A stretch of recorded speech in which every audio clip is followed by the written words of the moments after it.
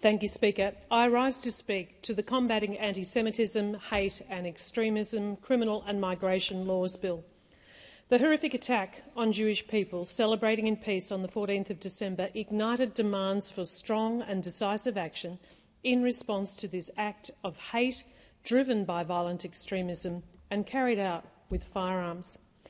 There is much I wish to say about these reforms, and while I welcome the government's decision to split the bills and allow each to be debated on its own merits, we have in fact been given very, very little time as a parliament to speak on them.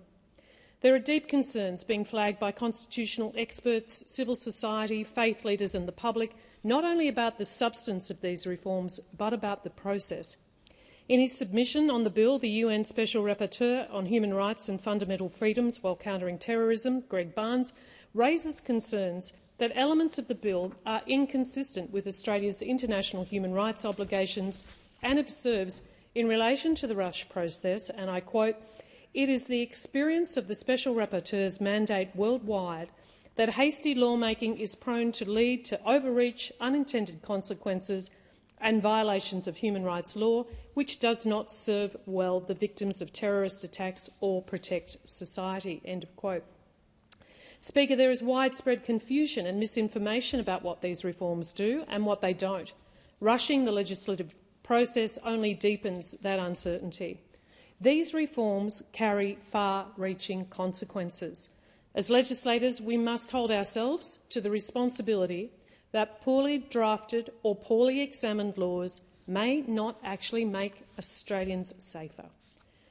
I welcome the increased penalties for threatening force or violence which appropriately reflect the seriousness of these crimes. I also welcome the new aggravated offences for hate preaching and grooming, which recognise that hate crimes are especially abhorrent when they're committed from positions of trust and influence. I agree with the intent of the new aggravated sentencing principle, but it should not be limited to a small subset of attributes, and I support the member for Wentworth's proposals to ensure that all forms of hatred are treated consistently.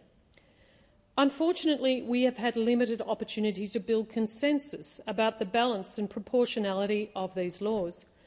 The hate speech provisions are technically complex and a wide range of concerns have been raised about the way they are drafted and how they will operate, including the kinds of speech and conduct that may be captured. There are legitimate questions about things like procedural fairness, constitutional validity and the potential for unintended consequences. In addition to criminal amendments, the bill amends migration law to significantly expand the minister's powers to cancel or refuse visas. And we have not been presented with compelling evidence about why this is needed or how the current framework falls short. The statutory review of these reforms are essential to making sure they ultimately work as intended. Speaker, in many respects, I can live with the haste of this. I did not come here with the intention of standing in the way of immediate action on the serious issues this bill is intending to address. But the reality is that the inquiry into this bill was only tabled this morning. And the consequence of haste, as a legislator, is the missed opportunity to carefully consider and improve this significant legislation. That leaves me with considerable concerns. It truly does. Speaker, I recognise that acts of anti-Semitism have left the Australian Jewish community living in terrible fear. I've spoken with Jewish leaders and understand the urgency of the parliament acting. I take my responsibilities as a legislator very seriously. I do have genuine concerns, but I have heard the call for urgent